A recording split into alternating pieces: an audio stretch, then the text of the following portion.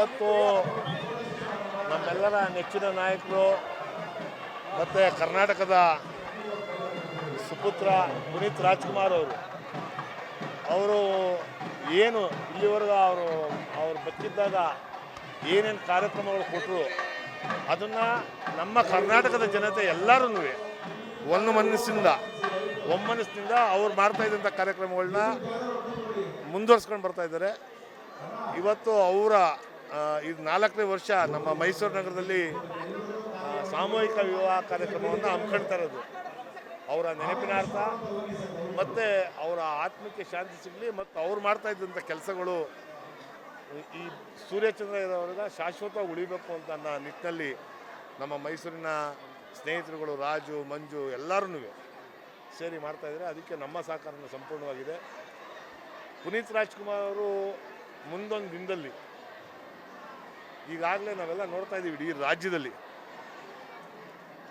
ಅವರು ಕೊಟ್ಟಂಥ ಕಾಣಿಕೆ ಈ ನಾಡಿಗೆ ಅದನ್ನು ನಾವು ಯಾರನ್ನು ಮರೆಯೋಕ್ಕಾಗಲ್ಲ.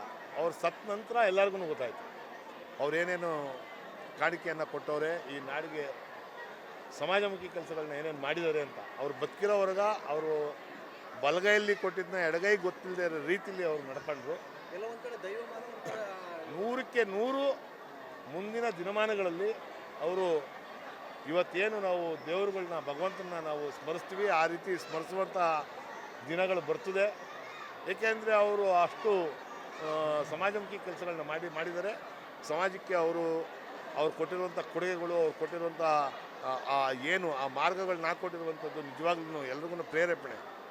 ಅದು 100ಕ್ಕೆ 100 ಈ ಸೂರ್ಯಚಂದ್ರ ಇರೋವರೆಗೂ ಅದನ್ನು ಸ್ಮರಿಸ್ತಾರೆ ಮತ್ತು ಅವರನ್ನು ದೇವಮಾನವಂತನೇ ನೋಡುವಂಥ ಪರಿಸ್ಥಿತಿ ಬರ್ತದೆ ಮುಂದಿನ ದಿನಗಳಲ್ಲಿ. ಈಗಾಗಲೇ ನಾವೆಲ್ಲ ನನಗಿಂತ ಚಿಕ್ಕವರಾದ್ರೂ ಪುನೀತ್ ರಾಜ್ಕುಮಾರ್ ಅವರು ವಯಸ್ಸಿನಲ್ಲಿ ಅವ್ರ ಬಗ್ಗೆ ನನಗೆ ಅಪಾರವಾದ ಗೌರವ ಐತೆ, ಅಪಾರವಾದ ಅಭಿಮಾನ ಐತೆ.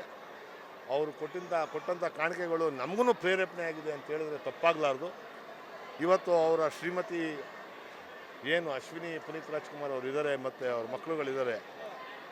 ಅಷ್ಟೆಲ್ಲ ಇದ್ರೂ ಒಬ್ಬ ಮಹಾನ್ ನಟ ಡಾಕ್ಟರ್ ರಾಜ್ಕುಮಾರ್ ಅವರ ಸುಪುತ್ರ ಆಗಿ, ಅವ್ರ ಸೊಸೆಯಾಗಿ ಅವ್ರ ಜೀವನವನ್ನು ಯಾವ ರೀತಿ ಸಾಗಿಸ್ತಾ ಇದ್ದಾರೆ ಅಂತ ಅನ್ನೋದನ್ನು ನಾವೆಲ್ಲ ನೋಡ್ಬೋದು.